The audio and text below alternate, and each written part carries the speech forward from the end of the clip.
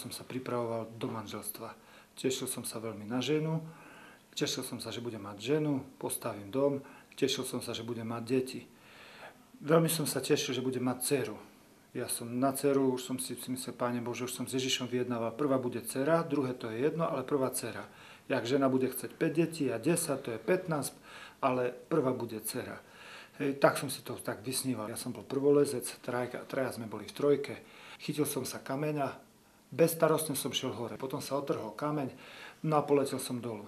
Vtedy som si myslel, že je to smrť. Si myslím, koniec. Takto vyzerá smrť. Keď som letel kolo toho chlapca, devčaťa, tak asi na 3 metre, 4 metre od nich, som videl, jak ten chlapec si zakryl jej oči a priťahol ju k hrudi svojej. No a si myslím, Bože, keby sa aspoň oni zachránili. No a vtedy som sa prvýkrát zamýšľal nad svojím spôsobom života. Na čo sme tu? A kam vlastne kračame?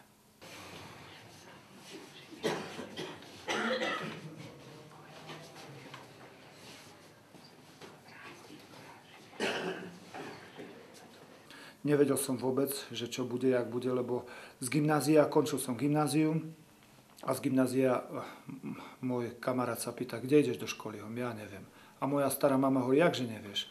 Ideš do Nitry za mechanizátora. Ja som sa zasmial, hovorím, idem do Nitry za mechanizátora. A bolo potrebné dať prihlášku a si myslím, nech má babka radosť. A išiel som do Nitry za mechanizátora. No a skončil som poľnohospodársku školu. No a tak som rátal, že tak či tak, že školu, nejakú vysokú školu je dobre mať, aj tak pôjdem do horskej služby a tak som si myslel, že budem mať dom, budem mať dceru, koňa, pušku.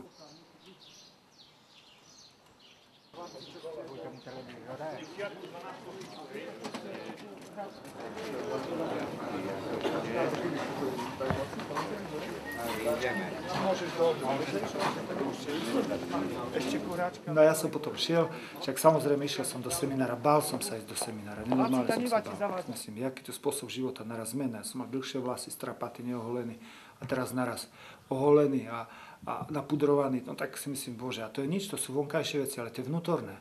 No a nakoniec som tak išiel do toho seminára, no a si myslím, Bože môj, keď ma nevyhodia, no tak budem tvojim kňazom. Nevyhodili ma, tak som kňazom.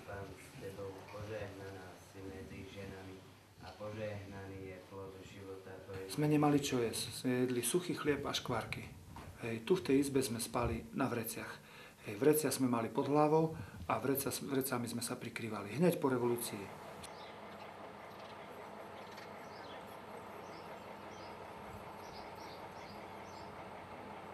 Keď bola tá amnestia, čo pán prezident Havel dal, tak tu bolo strašne veľa kriminálnikov, centralizovaní kriminálnici. A teraz si uvedom, jeden deň ho strážia policajti so samopalmi vo väznici a na druhý deň ten istý človek bol pustený a prišiel do Žakovec.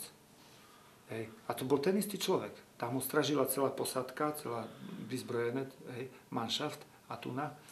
Hej. Tuda som sám bol. V začiatku som bol sám, potom prišli aj tak spolupracovníci, ale v začiatku som bol sám. Hej, tu boli také bitky, keď cirkev katolícka, preložíme, že sa volá cirkev všeobecná, tak ja hovorím, sme tu mali katolícke bitky všeobecné. Hej, všetci proti všetkým. Hej, to keď začal ten masaker, tento pilier tam bol celý od krvi, hej, tam v rohu bolo krvi, hej, tuto boli dvere zamurované, tam boli otvorené. A tu, keď sa začali byť, jedinečku, som ani nevedel, že to tak sa bili, jak z filmu. Hej, jak z filmu. Ja som už potom len vynášal, hej, sme vynášali jedného tam, do lesa tam, hovorím, veľký voz, malý voz, severka, Žakovce, čau, von. V báse najväčší trest, že ťa zavrú, na fare najväčší trest, že ťa pustím, šup z dovoľnej prírody, nadýchaj sa vzduchu. Ten ráno prišiel s takým okom, ten s takým rebrom, ten s takým týmto. Hovorí, farár sú hladný, ne, krampač, lopata, zaslúž si. Nech sa páči. Hej.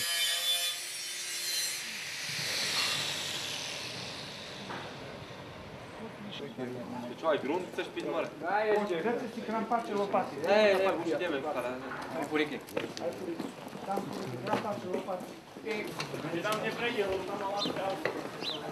Pol druhej ma zobudili, iba naraz zasvietil svetlo.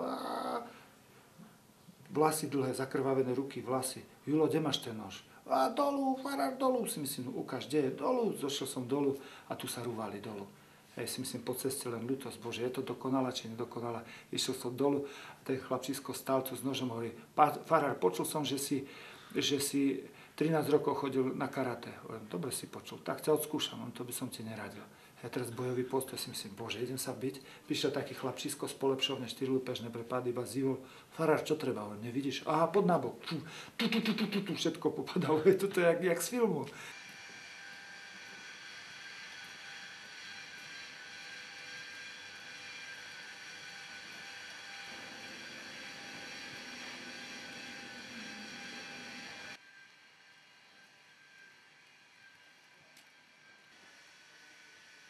Otec prišiel tu, zlostil sa, zúril, hovorí, že naspäť domov a mama s plačom. Vyťahol som ich ešte vtedy tam ku kapličke vonku a hovorím, otec, zbytočne zúriš, mama, zbytočne plačeš. Ja som svoj život zasvetil pre týchto ľudí. Ja na slavnosti omši, to tak ja na také nemám. Ja som pre takýchto obyčajných ľudí farárom a chcem takým byť. Ukradli mi stade fúrik. Ukradol fúrik, vyšiel von a predal fúrik za pivo. Ja hovorím bratovi, čo mám robiť, kúkaj tu, zobral fúrik a predal za pivo. Hovorí, urob opačný postup, jaký? Vypije pivo, kúpi fúrik, ty máš pravdu. No a tak je teraz podmienka toho, keď takto vypije, musí kúpiť fúrik. Kúpi fúrik, ja mu dám, normálne mu dám s vápnom, napíšeme ešte sponzor, Imro Kenes, alebo ja neviem kto už, napíše sa a tlačí, ale nervózne tlačí, potom zo železiackých obchodov sa furt smejú, keď si ide kúpiť fúriky. Tak čo, chlapci, pili? Pili.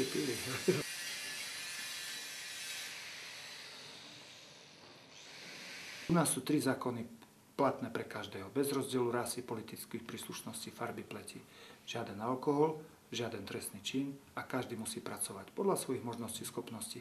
Ten, kto nemôže pracovať, telesne o toho sa postaráme. Ale kto len trošku môže pracovať, tak mu dám zametať, alebo narovnávať klince, zametať podlahu, alebo zametať chodník. No, ideme na ruženie, už chlapi išli.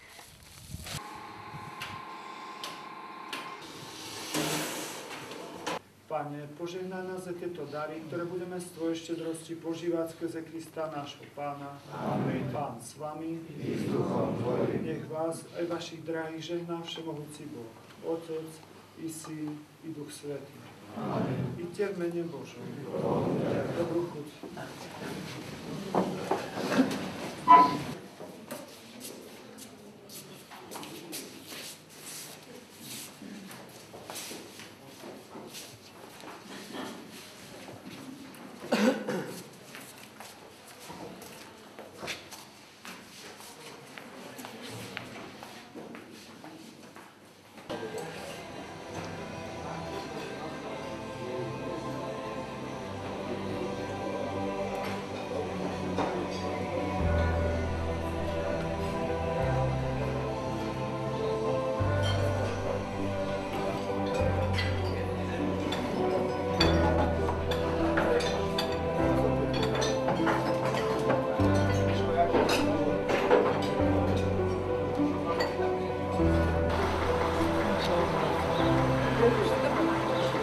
Pakacze, a co jeszcze?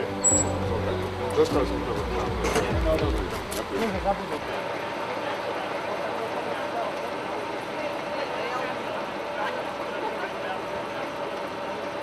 Idziecie, macie tam już. Dobre, pozmij zo mnou. Iwerko, idziesz? A gdzie jest tak?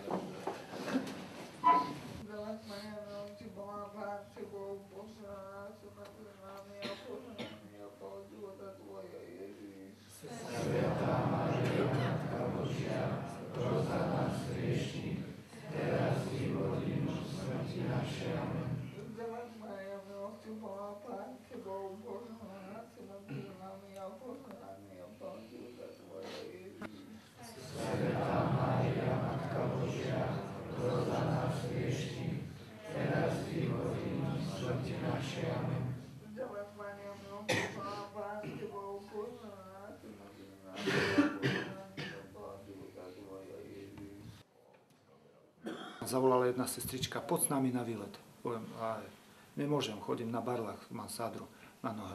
Pôjdeš ako postihnutý. Kúkam, no dobre. Tak som išiel ako postihnutý a vtedy som objavil takýto život, že takíto ľudia vedľa nás žijú. A si myslím, čo je moja zlomeninka oproti vozičku. Tak vtedy som povedal, postavíme im dom. Taký kamarát hovorí, ty si normálny? Hovorím, jak normálny? Ty myslíš, že postavíme taký dom? Hovorím, a postavia si ho oni sami? No nie, no tak. Tak skúsime. Aj uvidíme. My sme zapustili hĺbšie korene, lebo sme tu boli skôr. No a potom jedna časť ľudí chcela podnikateľské. Chceli tu golfové hryska a vyhliadkové veže. A smrdeli im tu bezdomovci. A tak boli 4 skupiny ľudí. Jedna partia sme boli my, kde nás volali lotri, gangstri, mňa volali načelník lotrov, gangstrov, kriminálnikov. Potom boli ľudia, ktorí nás mali radi, veľmi nás mali radi a majú nás radi, tí od začiatku pri nás stali. Potom boli ľudia takí, ktorí, im to bolo jedno, neutrálni, proste žijú si svoj život. A 4. skupina boli ľudia tí, niektorí sa nás bali, to len sa maskovali, že sa nás boja. To boli ľudia takí, ktorí nás nenávideli a dodnes nám nenávidia. Ja som chlapcom povedal, ľudia nám neuveria na slova, na skutky. My musíme presvedčiť, že sme pre obec užitoční. A skutočne za tých pár rokov, čo sme tu, za tých 20, ja si myslím, že čo si sme pre obec urobili. Takže my sme boli prínosom, si myslím, teraz naši chlapci postavili s hrdosťou, hovorím, 3 ihriska pre obec. Myslím, že pomaličky ten jazyček sa, ako je tej nepriazne, tak sa na našu stranu, pomaličky, lebo tí ľudia vidia v obci, že sme prínosom pre obec. Naučil som sa rozlišovať medzi pojmami tulák a bezdomovec. Tak, keď som bezdomovcov zbieral po ulici, tu som si vyhodil na plece a keď sa mi vygrcal, mal som to až v Kanade. No tak prosím, teraz to už nerobím, teraz nie ja ich zbieram, ja nechcem, aby ty si tu bol, ty tu chceš byť a preto ja kladem podmienky.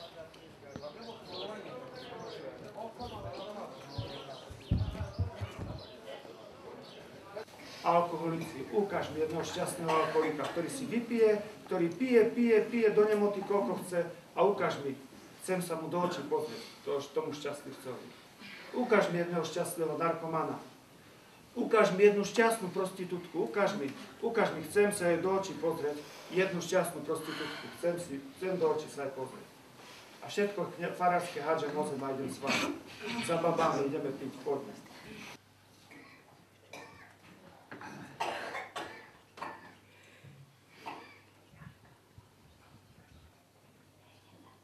Toto sú síce pruserári, ale sympatiaci.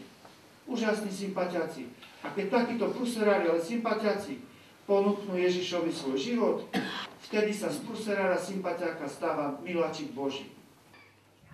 Ja som spal na trojposchodovej posteli a 21 chlapov so mnou. A v noci som sa zobudil a strašná bolesť v hrudi. Strašná bolesť, len kolena som si pritiahol, bližšie k sebe si myslím, pánečku, asi infarkt, alebo čo to je. Nemohol som sa ani poriadne nadýchnuť. Kolena som pritiahol, pritlačil som sa k múru. Chlapci odfúkovali, všelijako odfúkovali však v izbe. A ja som len na nich pozeral a si myslím, Bože, ak ty chceš, dobre, ja pôjdem, ale čo bude s nimi? Jak som sa zbožne vyhováral. Vidíte? A čo bude s nimi? Tak som sedel a hovoril, dobre, jak ty chceš, Pane. A jak som to zveril Bohu, do jeho rúk, povolilo to.